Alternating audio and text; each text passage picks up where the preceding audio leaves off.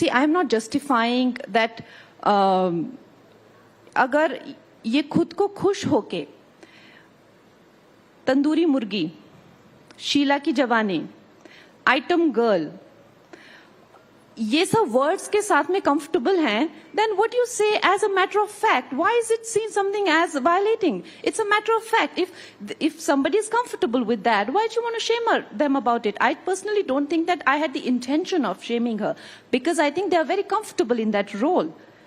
My fight against item number has always been that it should not be used for sexualization of children. Adult content should not be on television for children consumption. But I don't have problem with adult content seen as adult content. So please don't think that I try to target anybody. All I try to say is that if I respect your art, and seduction is an art form, if I respect your art, why don't you respect my art? Why do you look down upon my art? Why don't I deserve to be with the party? That's all I said. तो चाहे आप फिल्मों में रहें, चाहे आप अब politics में आई हैं, आपके पीछे लोग पड़े ही रहते हैं. ये कंपटीशन है. आप कॉम्पिटेंट हैं इसलिए, आप सक्सेसफुल हैं इसलिए, या फिर कंगना रनौत है तो कुछ भी कह के निकल जाओ, ये फीलिंग है लोगों में? आई थिंक देखिए, I don't think that I am some unusual person. I think I'm just a normal person who's just trying to live her life. But अगर आप हिस्ट्री ऑफ द वर्ल्ड देखें, ना कि सिर्फ भारत में, हम बहुत ये उदाहरण देते हैं कि जो द्रौपदी के साथ हुआ या कुछ, बट अगर आप अक्रॉस द वर्ल्ड देखें, जो मिडिवल एज में जो लड़कियां पढ़ती थीं या जो साइंस परस्यू करना चाहती थी या जो पोइट्री करती थी, उनको जिंदा जला दिया जाता था. हजारों लड़कियों को, लाखों लड़कियों को बांध के जिंदा जलाया गया है. विच हंटिंग जिसे हम कहते हैं. तो भारत में भी ये बहुत ही अक्सर हुआ है और होता है, आज भी होता है. तो विच हंटिंग इज, देखिए अब ये क्यों होती है, I think it's somewhere the whole the seed of it is in the primitive animalistic nature, where the woman is fertility just like land, and when you see you want to make it a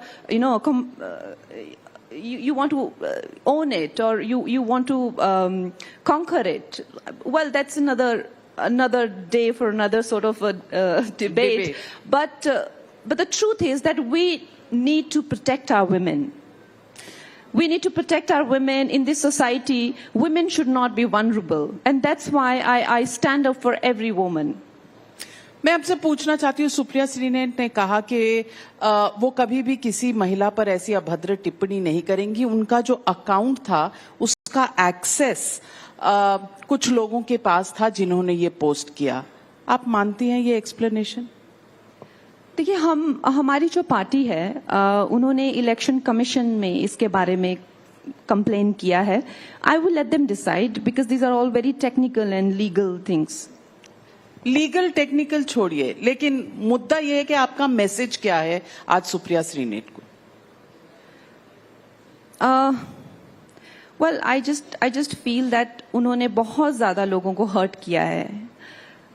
Himachal में लोग बहुत ज्यादा hurt हैं, और आज वहां पे काफी लोग एकत्रित हुए थे इस बात को, बिकॉज हम लोग हिमाचल की इमेज को इस तरह से टार्निश नहीं होने दे सकते.